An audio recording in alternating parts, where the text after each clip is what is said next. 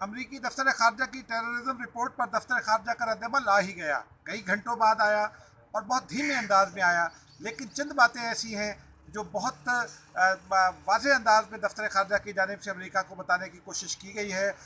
ये बातें क्या हैं, इन पर आगे चलकर बात करेंगे। खबरें और भी हैं, बहुत अहम खबरें हैं, कुछ अंदर की खबरें भी हैं। नाज़रीन, मैं हूँ एजाज अहमद और आप प्रोग्राम देख रहे हैं व्यूज़ ऑन न्यूज़। दफ्तर खारजा ने अपना रद्दअमल जारी कर ही दिया। जो अमरीकी महकमा खारजा की टेररिज्म रिपोर्ट गुज़िश्ता रोज़ सामने आई थी, उस रिपोर्ट में पाकिस्तान के हवाले से बहुत मनफी बातें की गई। पाकिस्तान पर कुछ इल्ज़ामात भी आयद किए गए। ये कहा गया कि पाकिस्तान दहशतगर्द तंजीमों के लिए अब भी सेफ हेवन है। उन तंजीमों का नाम भी लिया गया।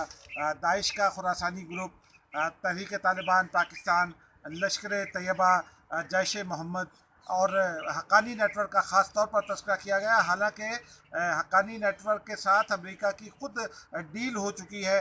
सिराज हक्कानी के साथ उनकी बात हो चुकी है और फिर सिराज हक्कानी का एक आर्टिकल भी न्यूयॉर्क टाइम्स में छप चुका है। उसके बावजूद भी अमेरिका पाकिस्तान पर प्रेशर बढ़ाने के लिए ये इस रिपोर्ट में उनका तस्करा है। अमेरिका के मकासद क्या है, ये हम थोड़ा सा आगे चलकर बात करेंगे। लेकिन इसमें एक और जो इसका ख़ास पहलू है वो ये है कि भारत को इसका बहुत फ़ायदा हुआ। भारतीय मीडिया की जानिब से इस रिपोर्ट को उठाया गया। उसके बाद इंडिया टुडे ने इसी रिपोर्ट को मद्देनज़र रखते हुए बल्कि इसके बाद हिस्से कॉपी किए, हूबहू कॉपी किया और फिर पाकिस्तान के और FATF के हवाले से इंडिया टुडे ने एक स्टोरी की। उस स्टोरी में ये बताया गया कि पाकिस्तान ग्रे लिस्ट में कंटिन्यू करेगा। हालांकि एक जानिब ये भी हकीकत है कि पाकिस्तान को अमेरिका की जानिब से, चूँकि अमेरिका ने ही FATF में फंसाया है, तो अमेरिका ही पाकिस्तान को निकालवाने के लिए किसी हद तक मदद ज़रूर कर रहा है।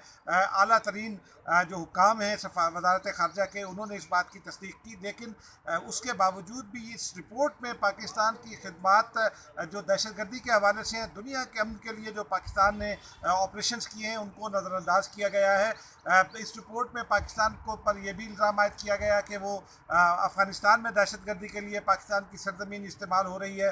हालांकि गुज़िश्ता 1 से 1.5 साल में कभी ऐसा नहीं हुआ कि अफ़गानिस्तान ने भी कोई बहुत शिद्दत के साथ ये इल्ज़ाम आयद किया हो।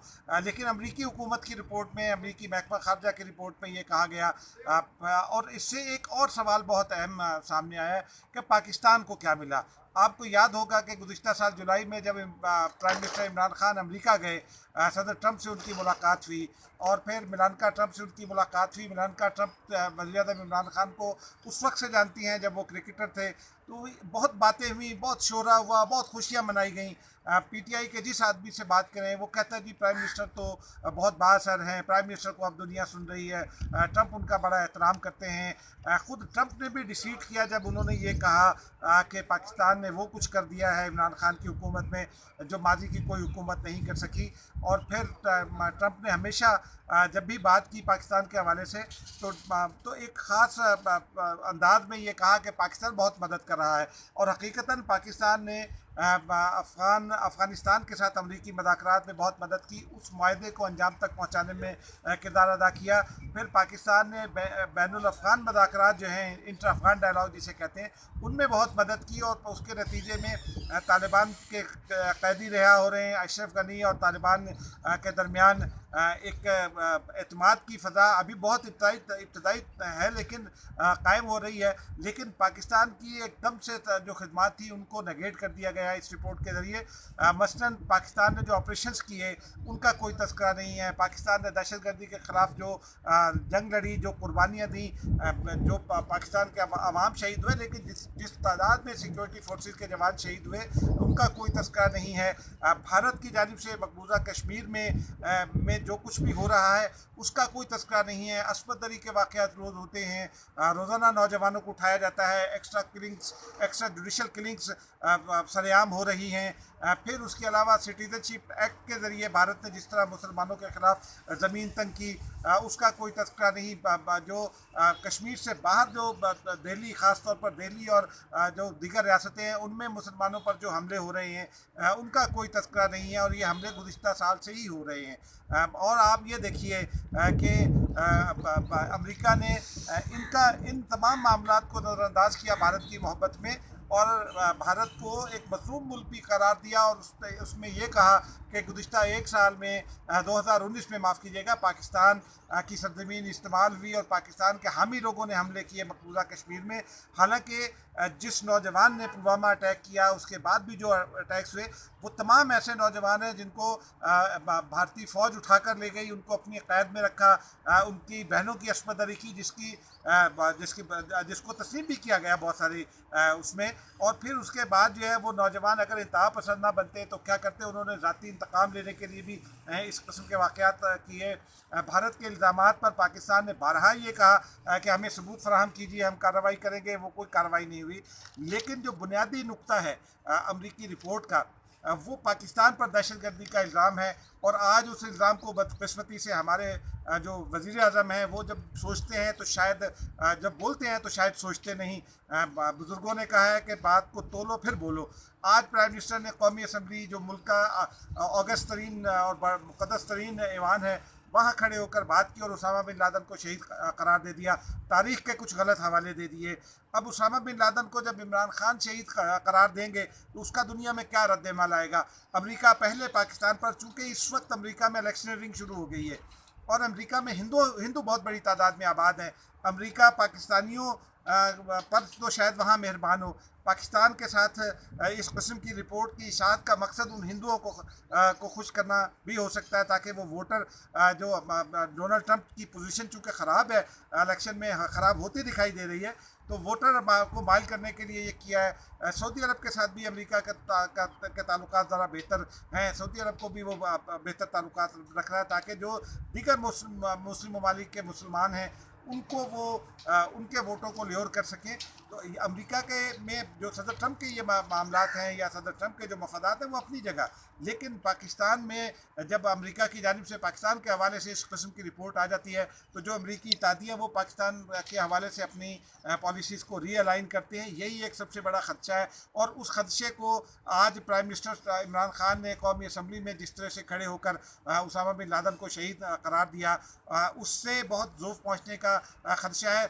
पीपल्स पार्टी ने तो ये सवाल भी उठा दिया है, पीपल्स पार्टी ने यह सवाल उठा दिया कि जिन सिक्योरिटी फोर्सेस के शोहदा ने कुर्बानियाँ दी हैं दहशतगर्दों के ख़िलाफ़ तालिबान से लड़ते हुए, उनका स्टेटस क्या है। ख्वाजा आसिफ ने सवालात पूछे हैं।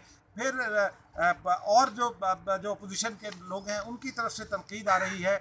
वज़ीर आज़म को इसका जवाब देना होगा, क्योंकि इस तकरीर को 1 घंटा गुजर चुका, लेकिन कहीं किसी जानिब से वजाहत नहीं आई। अगर ज़बान भी फिसली है तो वज़ीर आज़म के लेवल पर इस फोरम में ज़बान नहीं फिसलनी चाहिए। पाकिस्तान इससे शदीद अंडर प्रेशर आ सकता है। भारत उनके इन अल्फाज का पाकिस्तान के ख़िलाफ़ फ़ायदा उठाएगा, यकीनी तौर पर उठाएगा। इसलिए मैं बार बार ये कहता हूँ कि जो हुक्मरान होते हैं उनको सोच समझ कर बोलना चाहिए, ठंडे दिल और ठंडे दिमाग से सोच कर बोलना चाहिए। अब इसके असरात तो अगले दिनों में सामने आएंगे, लेकिन जो दीगर ख़बरें हैं उनके फौरी असरात पड़ने हैं। मसलन गुज़िश्ता रोज़ रावलपिंडी में एक अल्लामा साहब हैं, अल्लामा इफ्तिखार, उन्होंने एक वीडियो जारी की, कई मिनट की वीडियो है, जिसमें उन्होंने जस्टिस फ़ायद ईसा के हवाले से नाजेबा रिमार्क्स अदा किए। फिर उनको काबिल गर्दनजद्दी भी करार देते रहे। आसिफ अली ज़रदारी और नवाज शरीफ के बारे में भी उन्होंने कहा कि इनको गोली मार देनी चाहिए। सवाल ये है नाज़रीन कि क्या किसी पर इल्ज़ाम सिर्फ काफ़ी होता है किसी को गोली मारने के लिए, या फिर अगर गोली ही मारना है तो फिर कानून और आइन कहाँ हैं। 24 घंटे गुजर गए तकरीबन उस वीडियो को, या 18 घंटे गुजर गए, किसी जानिब से कोई कार्रवाई ना हुई। उसके बाद चीफ जस्टिस पाकिस्तान ने उसका नोटिस लिया और कल उसकी समाअत होगी। अंदर की खबर ये भी है कि वफाकी वज़रा, बाद वफाकी वज़रा जिनमें वज़ीर ख़ारजा का नाम भी लिया जा रहा है, उन्होंने वज़ीर आज़म से ये मुतालबा कर दिया है कि फवाद चौधरी से इस्तीफ़ा लिया जाए, जो उनके पिछले दिनों का बयान है, और उसके बाद भी जो उनके बयान आते रहे। लेकिन शायद वो ये नहीं जानते कि फवाद चौधरी कितने ताकतवर हैं। वो कहते हैं ना कि सारी खुदाई एक तरफ, जोरू का भाई एक तरफ।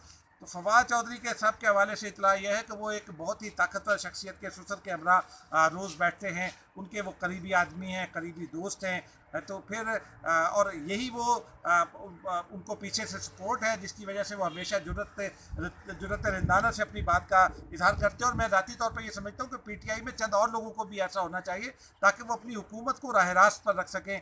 उसके अलावा नाजरीन चंद खबरें और भी हैं। बिलावल भुट्टो जरदारी ने आज कोरोना के हवाले से जो प्राइम मिनिस्टर की तकरीर थी, जो कौमी असम्बली में तारीखी हवालों से तकरीर थी, बिलावल भुट्टो जरदारी ने उस हवाले से चैलेंज कर दे दिया है वज़ीर-ए-आज़म इमरान खान को कि वो आएँ और टीवी पर उनके साथ मुनाज़रा कर लें।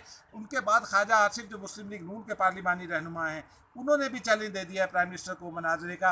अब देखते हैं कि प्राइम मिनिस्टर ये चैलेंज कबूल करते हैं या नहीं। उसके अलावा जो नाज़रीन एक ख़बर जो और अहम थी मेरे ख़्याल में,